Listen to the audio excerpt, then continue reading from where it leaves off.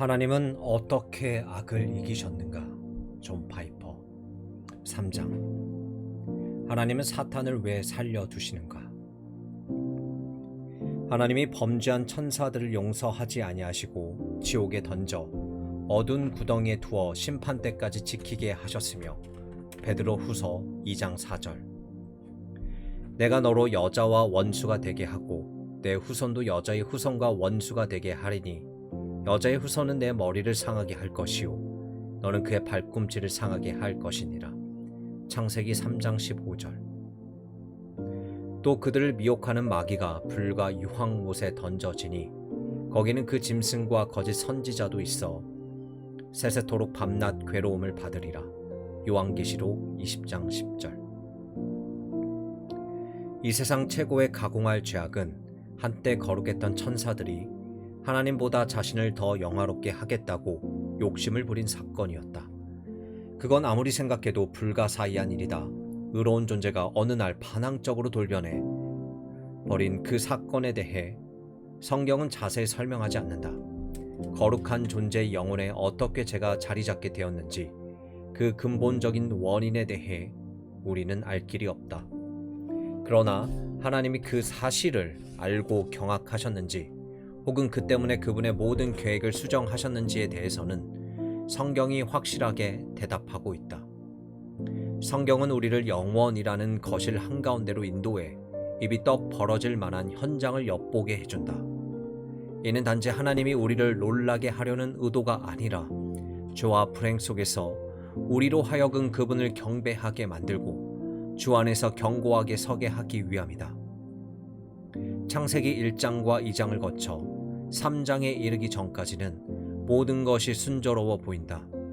창세기 1장 31절은 하나님이 지으신 그 모든 것을 보시기에 심히 좋았더라고 말한다. 하나님은 나쁘고 악한 것은 창조하지 않으셨다. 모든 것이 정말로 좋았다. 그런데 3장으로 넘어가자마자 갑자기 그 악명 높은 뱀이 등장한다. 뱀은 아주 사악한 녀석이었다. 그가 하나님 말씀에 어떤 식으로 의문을 제기했는지 보라. 하나님이 참으로 너희에게 동산 모든 나무의 열매를 먹지 말라 하시더냐? 얼마나 교활하고 비열한 존재인가? 하나님은 창세기 2장 17절에서 이렇게 말씀하셨다. 선악을 알게 하는 나무의 열매는 먹지 말라. 내가 먹는 날에는 반드시 죽으리라. 하지만 뱀은 3장 4절에서 5절에 이렇게 말한다. 너희가 결코 죽지 아니하리라. 너희가 그것을 먹는 날에는 너희 눈이 밝아져 하나님과 같이 되어 선악을 알 줄 하나님이 아심이니라. 그렇기 때문에 예수님은 요한복음 8장 44절에서 사탄을 가리켜 거짓말쟁이요 살인자라고 부르신 것이다. 그는 처음부터 살인한 자요 진리가 그 속에 없으므로 진리에 서지 못하고 거짓을 말할 때마다 제 것으로 말하나니 이는 그가 거짓말쟁이요 거짓의 아비가 되었습니다. 뱀은 누구인가? 요한계시록 12장 9절에 속 시원한 답변이 나와 있다. 큰 용이 내쫓기는 옛뱀 곧 마귀라고도 하고 사탄이라고도 하며 온 천하를 꿰는 자라. 그가 땅으로 내쫓기니 그의 사자들도 그와 함께 내쫓기니라. 에덴 동산에 있던 뱀은 이 세상의 마귀, 사탄, 거짓말쟁이였던 것이다. 예수님은 그를 악한 자, 이 세상의 임금이라고 부르셨다. 바리새인들은 그를 귀신의 왕 바알세불이라고도 했고 사도 바울은 이 세상의 신, 공중의 권세 잡은 자라고 불렀다. 바로 그가 창세기 3장에 등장하는 뱀이다. 에덴 동산의 모습을 드러냈을 때 그는 이미 사악했고 속임수에 능했으며 살인자였다. 뱀이 아담과 하와로 하여금 죄를 짓게 만들자 창세기 3장 15절에서 하나님은 뱀을 향해 다음과 같은 벌을 내리셨다. 내가 너로 여자와 원수가 되게 하고 내 후손도 여자의 후손과 원수가 되게 하리니 여자의 후손은 내 머리를 상하게 할 것이요 너는 그의 발꿈치를 상하게 할 것이니라. 언뜻 보기에 이 말씀은 내 후손과 여자의 후손이라는 두 후손 간의 싸움을 말하는 것처럼 보인다. 그러나 이어지는 말이 상당히 의외다.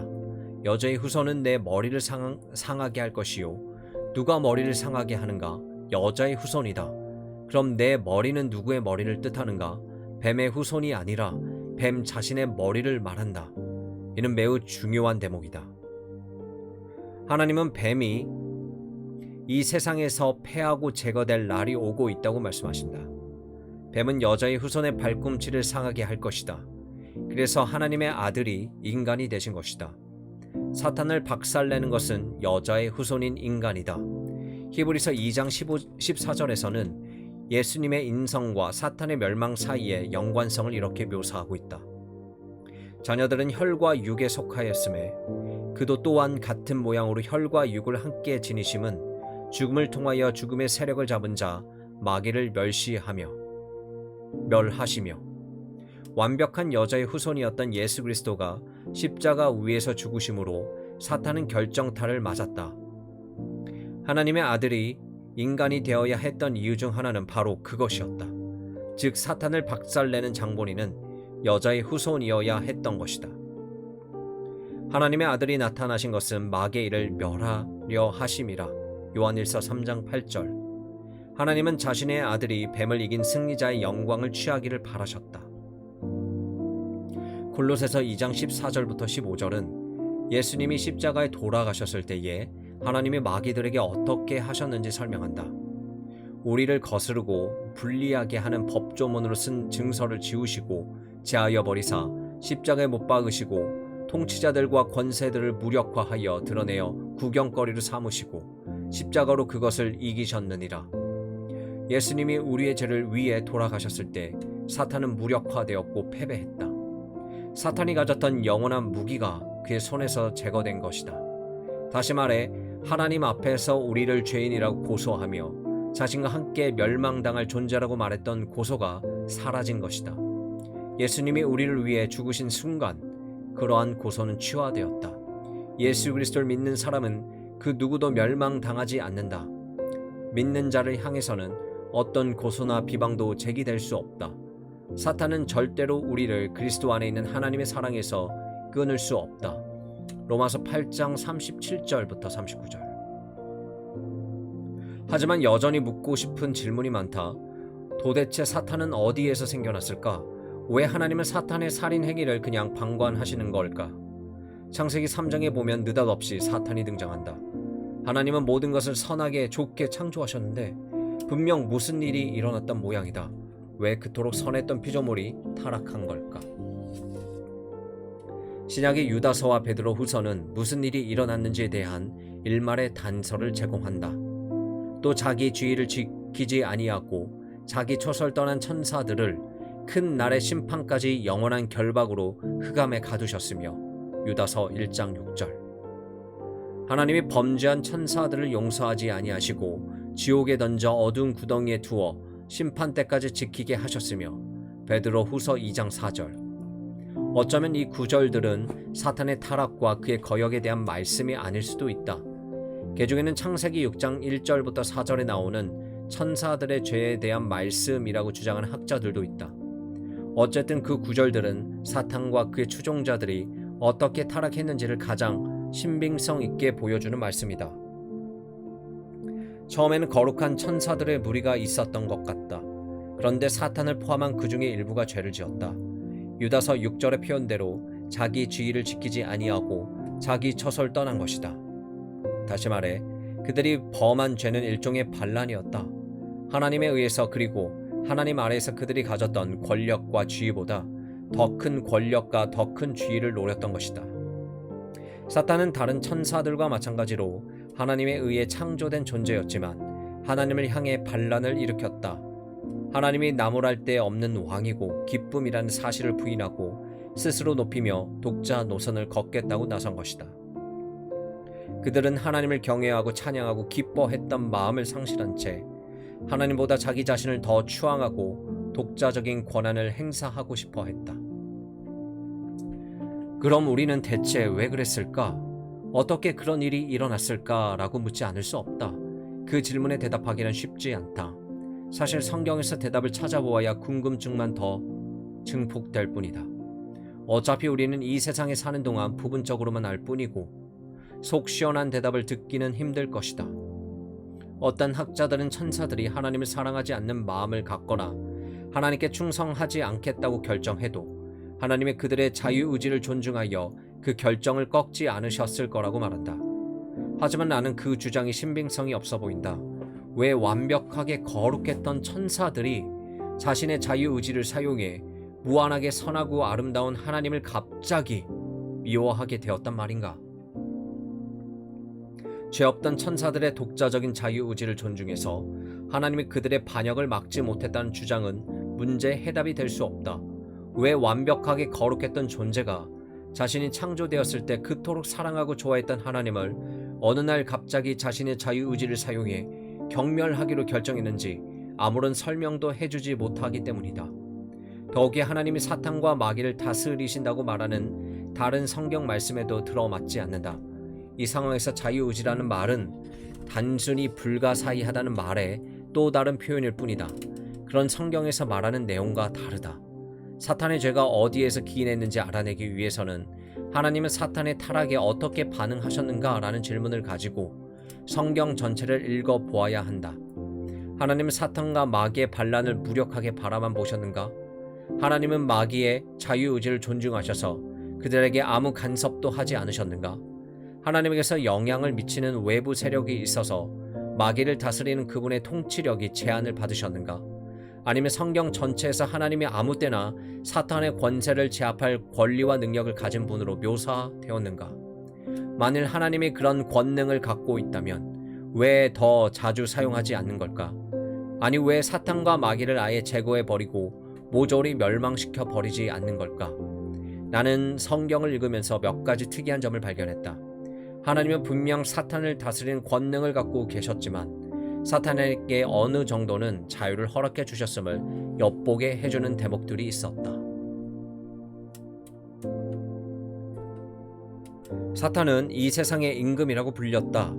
다니엘 4장 17절은 지극히 높으신 이가 사람의 나라를 다스리시며 자기의 뜻대로 그것을 누구에게든지 주시며 라고 말한다. 아울러 시편 33편에서 10절 그리고 11절은 이렇게 말한다. 여호와께서 나라들의 계획을 폐하시며 민족들의 사상을 무효하게 하시도다. 여호와의 계획은 영원히 서고 그의 생각은 대대에 이르리로다. 그렇다. 사탄은 종속적인 의미에서 이 세상의 임금이다. 하나님은 사탄에게 이 세상의 죄와 불행을 주입시킬 수 있는 권한을 허용하셨다. 사탄은 이 세상의 막강한 통치자이기는 하지만 궁극적인 통치자는 아니다. 결국은 하나님이 그를 손아귀에 쥐고 계시다. 2. 사악한 영들이 거짓과 살인을 일삼으며 천하를 돌아다니고 있지만 예수님은 그들을 다스릴 수 있는 모든 권한을 갖고 계시다. 마가복음 1장 27절을 읽어보라. 더러운 귀신들에게 명한즉 순종하는도다. 예수님이 귀신에게 명령하시면 귀신은 순종해야 한다. 다만 명령의 차이점에 대한 의문이 떠오른다. 십계명에 기록된 하나님의 명령과 예수님이 귀신에게 하신 명령, 그리고 우주를 존재하게 만든 창조의 명령 간의 차이점은 무엇인가? 두말할 나위 없이 하나님의 십계명은 그분의 절대적인 권위의 행사를 의미한다. 그분이 지은 모든 피조물은 사탄까지도 그분의 명령에 복종해야 한다. 그럼에도 불구하고 사탄은 그 십계명을 날마다 어기고 있다. 마가복음 1장 27절에서 더러운 귀신들에게 명한즉 순종하는도다 라고 했던 예수님의 명령은 십계명의 명령과는 그 성격이 다른 것이다.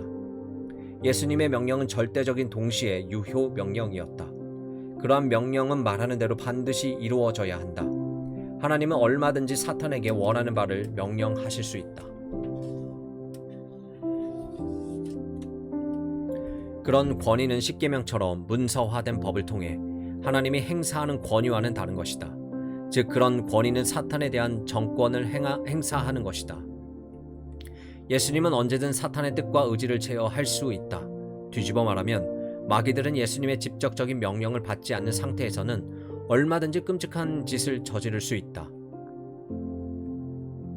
예수님이 직접 명령을 내리지 않고 그들이 원하는 대로 하도록 허용했다면 분명 그 나름의 이유가 있을 것이다. 3. 사탄은 잡아먹을 대상을 찾아 여기저기를 어슬렁거리는 사자와 같다. 너희는 믿음을 굳건하게 하여 그를 대적하라. 이는 세상에 있는 너희 형제들도 동일한 고난을 당하는 줄 알미라. 베드로전서 5장 8절 9절. 여기서 고난은 사탄이 성도들을 삼키려고 달려드는 모습이라고 할 수 있다. 하지만 베드로는 베드로전서 3장 17절에서 이렇게 충고한다. 선을 행함으로 고난받는 것이 하나님의 뜻일진데 악을 행함으로 고난을 받는 것보다 나으리라. 하나님의 뜻이라면 우리가 고난을 받아야 하는지 아니면 고난을 받지 않아도 되는지 결국 하나님이 결정하기 나름이라는 얘기다. 하나님이 원하시면 우리는 고난을 받게 될 것이고 원치 않으시면 고난을 받지 않게 될 것이다. 하나님이 원하시면 사탄은 고난을 주라는 허락을 받게 될 것이고 하나님이 원치 않으시면 허락을 받지 못할 것이다. 사자의 입은 오직 하나님의 뜻에 의해서만 벌어지거나 닫힐 것이다. 사탄이 아니라 하나님의 최종 결정권을 갖고 계시기 때문이다. 4. 예수님은 사탄이 처음부터 살인자였다고 말씀하셨다. 그렇다면 사탄은 생사에 대한 권한을 창조주에게 빼앗아 갔다고 말인가? 아니다. 신명기 32장 39절을 읽어보라. 이제는 나 곧 내가 그인 줄 알라. 나 외에는 신이 없도다. 나는 죽이기도 하며 살리기도 하며 상하게도 하며 낫게도 하나니 내 손에는 능히 빼앗을 자가 없도다. 생사에 대한 최종 권한은 하나님만이 쥐고 계시다. 야고보서 4장 15절에서 또 같은 이야기를 하고 있다. 너희가 도리어 말하기를 주의 뜻이면 우리가 살기도 하고 이것이나 저것을 하리라 할 것이거늘 야고보는 결코 사탄의 뜻이면 우리가 살 것이라고 말하지 않았다. 주의 뜻이면 우리가 살기도 하고 라고 말했다. 생명은 하나님이 주시고 하나님이 취하시는 것이다. 그렇기 때문에 여호와의 이름을 찬양해야 한다. 사탄은 살인자다. 그러나 누구를 살인할 것인가의 문제에 있어 생명을 주신 하나님은 절대 방관자가 아니다. 누가 살고 누가 죽을지에 대한 하나님은 최종 결정권을 갖고 계시다. 사탄은 절대적인 존재가 아니다. 하나님만이 절대적인 분이시다. 5. 사탄이 욥을 불행에 몰아넣고 그가 하나님을 존귀하게 여기지 않음을 증명하려고 했을 때 사탄은 먼저 하나님의 허락을 받고 그 후에 욥의 재산과 가족과 그의 몸을 상하게 할 수 있었다. 욥기 1장 12절에 보면 하나님은 사탄에게 내가 그의 소유물을 다 내 손에 맡기노라. 다만 그의 몸에는 내 손을 대지 말지니라고 말씀하셨다. 다시 말해 너에게 욥을 해칠 수 있는 권한은 허용하지만 내가 정한 선을 넘어가면 안 된다는 말씀이었다. 욥기 2장 6절에서 하나님은 사탄에게 또다시 선을 넘지 말라고 말씀하신다. 여호와께서 사탄에게 이르시되 내가 그를 내 손에 맡기노라. 다만 그의 생명은 해하지 말지니라. 그러나 욥의 이야기가 종결되고 그동안 일어났던 모든 일을 기록한 욥기의 저자는 그 뒤에 사탄에 대해서는 이런 방구하지 않는다. 그는 사탄이 일으킨 불행 속에서 오직 하나님의 전능한 손만을 보았을 뿐이다. 이에 그의 모든 형제와 자매와 이전에 알던 이들이 다 와서 그의 집에서 그와 함께 음식을 먹고 여호와께서 그에게 내리신 모든 재앙에 관하여 그를 위하여 슬퍼하며 위로하고 사탄으로 인해 온갖 고난을 겪었던 욥이지만 결코 그것이 다가 아니었다. 그렇기 때문에 욥기의 저자는 사탄의 존재를 무시해버리고 하나님의 그 모든 일을 최종적으로 결정하셨다고 말하는 것이다. 사탄은 최종 결정권자가 아니다. 하나님만이 최종 결정권자다. 6. 사탄은 유혹의 천재다. 그는 우리가 죄를 짓기를 바란다.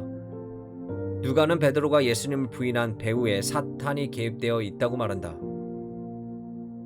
사탄이 베드로를 유혹해서 예수님을 부인하게 만들었다는 것이다. 하지만 하나님의 허락이 없었다면 과연 사탄이 그 일을 할 수 있었을까? 누가복음 22장 31절에서 32절까지 예수님이 베드로에게 하신 말씀을 읽어보라. 욥기에 나오는 사탄과 하나님의 대화가 생각나지 않는가? 시몬아 시몬아 보라, 사탄이 너희를 밀가부르듯 하려는 요구하였으나 그러나 내가 너를 위하여 내 믿음이 떨어지지 않기를 기도하였노니 너는 돌이킨 후에 내 형제를 굳게 하라. 사탄은 하나님의 허락 없이 함부로 베드로를 유혹할 수 없었다. 또한 하나님은 허락을 하실 때에도 욥의 경우처럼 명확한 선을 그으셨다. 너는 베드로를 해치면 안 된다. 베드로가 오늘 밤만 걸려 넘어지도록 해라. 그래서 예수님이 너를 돌이킨 후에 내 형제를 굳게 하라고 말씀하신 것이다. 예수님은 만일 내가 돌이키게 되면 이라는 가정법을 사용하지 않으셨다. 사탄이 아니라 예수님이 한 수 위에 계시다. 사탄은 오직 허용된 범위 내에서만 인간을 해칠 수 있다. 7. 고린도 후서 4장 4절에서 바울은 이 세상의 신이 믿지 아니하는 자들의 마음을 혼미하게 하여라고 말했다. 그렇다면 사람들의 마음을 혼미하게 하는 이 세상의 신이 과연 최고 권력자란 말인가? 하나님이 그 권세를 대적하고 무력화할 수 있으신가? 물론 할 수 있으시다. 두 구절 뒤에서 바울은 그 이유를 설명한다. 어두운 데에 빛이 비치라 말씀하셨던 그 하나님께서 예수 그리스도의 얼굴에 있는 하나님의 영광을 아는 빛을 우리 마음에 비추셨느니라. 다른 말로 하면 사탄이 혼미하게 했기 때문에 하나님이 빛이 빛이라고 하시면서 그분의 빛을 우리에게 비춰주셨다는 뜻이다. 그럼 사탄의 죄가 어떻게 시작되었는지 처음 질문으로 돌아가 보자. 이 세상의 마귀들을 좌우지하는 하나님이 자신의 창조한 천사들은 어찌할 수 없었단 말인가? 더러운 귀신들에게 명한즉 순종하는도다. 하나님 외에 다른 신이 있어서 천사들에 대한 통솔력을 제한했단 말인가? 내가 결론적으로 말할 수 있는 것은 성경을 처음부터 끝까지 아무리 읽어보아도 하나님이 사탄과 마귀들을 지배하신다는 말밖에 없다는 사실이다. 하나님은 자신이 원한다면 언제든지 그들의 권한과 세력을 통제할 수 있으시다. 한마디로 그들은 주님의 손아귀에 잡혀 있는 것이다. 하나님이 악한 영들에게 명령을 내리시면 그들은 순종해야 한다. 성경을 읽어보면 그 외에 다른 결론은 내릴 수가 없다. 따라서 나는 하나님이 천사들의 타락을 허락은 하셨지만 그것을 제지할 능력이 없어서가 아니라 무언가 목적이 있어서 그렇게 하셨다는 결론에 도달했다. 하나님은 절대 무심코 일하시는 분이 아니시기에 그분이 허락을 하셨다면 분명한 목적이 있어서일 것이다. 하나님이 무엇을 하도록 허락하셨다면 거기에는 항상 그럴 만한 이유가 있다. 무한하게 지혜로운 분이시니 그 이유 또한 지혜로울 것이다. 어떻게 해서 사탄이 마음속에 죄를 품게 되었는지는 알 수 없다. 성경은 그것까지 말하지 않는다. 다만 우리가 아는 것은 하나님이 사탄을 지배하신다는 사실과 사탄이 하나님의 허락 없이는 마음대로 행동할 수 없다는 사실이다. 그러므로 사탄의 움직임 하나하나는 하나님의 전체적인 계획과 목적의 일부이며 하나님이 결코 죄를 짓지 않으신다는 대전제와도 어긋나지 않는다. 하나님은 무한히 거룩하시고 무한히 강력한 분이다. 사탄은 악하지만 하나님의 통치와 무한한 지혜 아래에서만 움직일 뿐이다. 하나님은 왜 사탄을 간단히 제거해 버리지 않으셨는가? 분명히 그렇게 할 만한 권한과 능력이 있지 않으신가? 요한계시록 20장 10절에 보면 언젠가는 하나님이 그들을 제거하실 것이라고 나와 있다. 또 그들과 미혹하는 마귀가 불과 유황 못에 던져지니 거기는 그 짐승과 거짓 선지자도 있어 세세토록 밤낮 괴로움을 받으리라. 왜 하나님은 천사들이 타락했던 그 다음날 그들 불과 유황 못에 던져버리지 않으셨을까? 왜 그들이 수세기 동안 인간 세상에 날뛰며 죄를 짓도록 하셨을까? 사탄은 하나님을 거역한 그 순간에 불못에 던져져야 마땅했다. 영원히 존귀하신 분을 대적하는 것은 영원히 용서받을 수 없는 극악무도한 죄였다. 죄를 짓는 그 순간에 사탄은 불못에 떨어졌어야 했다. 하나님을 대적한 뒤 정해진 죄악의 숫자를 채워야만 불못에 들어가는 것도 아니고 천년의 범죄 기간을 채워야 불못에 들어가는 것도 아니다. 하나님은 그가 죄를 짓는 순간 즉시 그를 제거해 버릴 수 있는 권한과 능력을 갖고 계셨다. 따라서 하나님이 그렇게 하지 않으셨다는 것은 뭔가 그럴 만한 이유가 있다는 점을 시사한다. 대체 그 이유가 무엇일까? 앞장에서 보았듯이 만물은 예수님에 의해 창조되었고 예수님을 위해 창조되었다. 만일 사탄을 창조해서 그가 반역하도록 허용을 한다면 그 뒤에 어떤 일이 일어날지를 하나님은 미리 알고 계셨다. 그래도 하나님이 그를 창조하기로 결정하신 것은 그 모든 죄악까지 하나님의 계획, 즉 만물을 위한 그분의 계획에 포함시키려는 것이다. 하나님이 이 세상 만물을 창조하신 목적은 그분의 아들을 영화롭게 하기 위해서였다. 사탄과 그의 추종자들은 포함해서 모든 만물은 그런 목적으로 창조되었다. 하나님은 만물이 어떻게 될지를 미리 알고서 창조하셨고 그것을 바탕으로 천사들까지 창조하셨다. 말하자면 이 세상에서 사탄이 하는 악한 행위들은 하나님의 위대한 목적이 성취되는 과정의 일부인 셈이다. 사탄의 타락, 그리고 그가 지금도 살아서 활동하는 것은 결과적으로 예수 그리스도의 영광을 위해서다. 하나님의 아들 예수님은 마지막 날에 더 큰 사랑과 감사와 경배를 받게 될 것이다. 마침내 사탄을 심판하는 것이기 때문이다. 그가 범죄한 즉시 처벌하신 게 아니라 수천 년 동안 고통과 인내와 겸손과 고난의 시기를 지나 최종적으로 그를 심판하시기 때문에 주님을 향한 감사와 사랑은 더욱 깊어질 수밖에 없다. 사탄이 타락하자마자 즉시 주님의 권능이 발휘되었다 해도 그분의 능력과 의로움은 영광스럽게 드러났을 것이다. 그러나 하나님 아버지와 그 아들 예수 그리스도의 영광이 온전히 충만한 데까지 드러나지는 못했을 것이다. 무한한 지혜로우신 하나님은 사탄이 타락하여 수천 년간 죄를 범하도록 허용하여 아버지와 아들의 영광이 더 온전하게 빛나도록 계획하셨다. 예수님이 십자가 위에서 희생제물이 됨으로써 사탄을 이기고 승리하셨을 때 예수님의 영광은 최고조에 이르렀다. 주님은 돌아가시기 전에 이런 말씀을 하셨다. 지금 인자가 영광을 받았고 하나님도 인자로 말미암아 영광을 받으셨도다. 사도 요한은 예수님의 십자가 죽음이야말로 그분의 지혜와 권능이 가장 영광스럽게 드러난 사건이라고 말했다. 우리는 십자가에 못 박힌 그리스도를 전하니 그리스도는 하나님의 능력이요 하나님의 지혜니라. 고린도전서 1장 23절, 24절. 바울의 가시에 대해 예수님은 바울에게 이렇게 말씀하셨다. 내 능력이 약한 데서 온전하여짐이라. 고린도후서 12장 9절. 사탄과 그로 인한 모든 고통은 결국 예수 그리스도의 능력과 지혜와 사랑과 은혜와 자비와 인내와 분노를 극대화하는 역할을 하게 된다. 예수님이 십자가 위에서 사탄을 패배시키지 않으셨다면 우리는 결코 그분의 영광을 온전하게 알지 못했을 것이다.